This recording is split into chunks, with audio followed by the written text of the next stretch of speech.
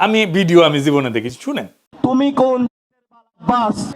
অনেক আমরা সহ্য করেছি। এই যে আমার নামে আজকে একটা মামলা হলো, মানহানির মামলা। ওই ব্যক্তি চাঁদাবাজি করে, সন্ত্রাসী করে।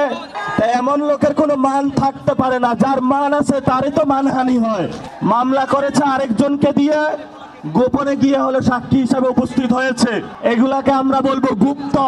আপনি ঢাকা হাটে ফেল করেছেন, লিখে রাখুন জনাব আব্বাস। আপনাকে তারেক জিয়া এসে রক্ষা করেছে।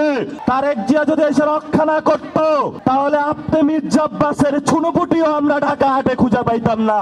হালে পানি আছে, এখনো বেঁচে থাকার সুযোগ আছে। ভদ্র হন, ভদ্র হতে শিখুন। আমরা সভ্য সমাজে বসবাস করি। অসভ্য আচরণ করবেন না। অসভ্য আচরণ যদি করেন, কিভাবে আপনাকে সভ্য করতে হয়, আপনাদেরকে সভ্য করতে হয়, এটা আমাদের ভালো করে জানা আছে। ওরা আমাদের ভয় দেখায়, আমরা এক আল্লাহ ছাড়া কারো কাছে ভয় পাই না। মামলা হামলা অনেক আগে পার করেছি।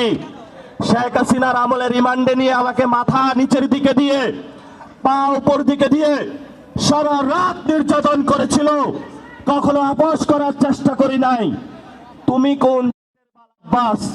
তুমি আসছো এখানে মামলা করতে?